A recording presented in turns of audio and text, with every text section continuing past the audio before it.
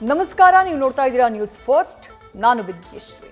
ಈ ಕ್ಷಣದ ಪ್ರಮುಖ ಸುದ್ದಿಗಳನ್ನು ನೋಡ್ತಾ ಹೋಗೋಣ. ಅದಕ್ಕೂ ಮೊದಲು ಹೆಡ್ಲೈನ್ಸ್. ಬೆಂಗಳೂರಿನಿಂದ ಸಾಗ್ತಾ ಇರೋ ಮೈಸೂರು ಚಲೋ.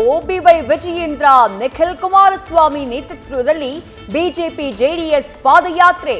ಸಾವಿರಾರು ಕಾರ್ಯಕರ್ತರು ನಡಿಗೆಯಲ್ಲಿ ಭಾಗಿ.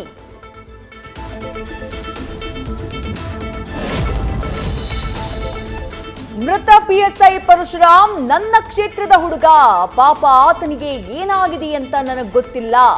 ವರ್ಗಾವಣೆ ದಂಧೆಯಿಂದ ಸಾವಾಗಿದೆ ಅನ್ನೋ ತಪ್ಪು ತನಿಖೆಯಿಂದ ಎಲ್ಲ ಹೊರಬರುತ್ತೆ ಎಂದ ಸಚಿವ ತಂಗಡಗಿ.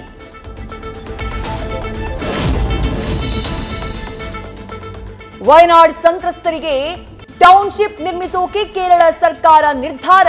ಇದಕ್ಕಾಗಿ ದೊಡ್ಡ ಶ್ರಮ, ದಕ್ಷ ಪ್ಲಾನಿಂಗ್ ಬೇಕಾಗಿದೆ. ಜನರ ಪುನರ್ವಸತಿಗಾಗಿ ಎಲ್ಲ ಸೌಲಭ್ಯ ಬಳಸ್ತೇವೆ ಎಂದ ಸಿಎಂ ಪಿಣರಾಯಿ ವಿಜಯನ್.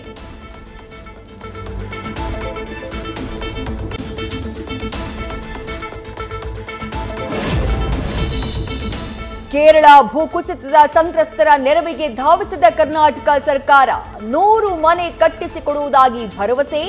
ಸಿದ್ದರಾಮಯ್ಯ ಸರ್ಕಾರಕ್ಕೆ ಧನ್ಯವಾದ ಹೇಳಿದ ರಾಹುಲ್ ಗಾಂಧಿ, ಪ್ರಿಯಾಂಕಾ.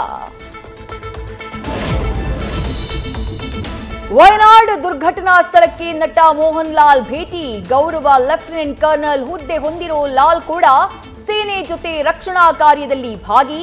3 ಕೋಟಿ ರೂಪಾಯಿ ನೆರವು ಘೋಷಿಸಿದ ಮಲಯಾಳಂ ಸೂಪರ್ ಸ್ಟಾರ್.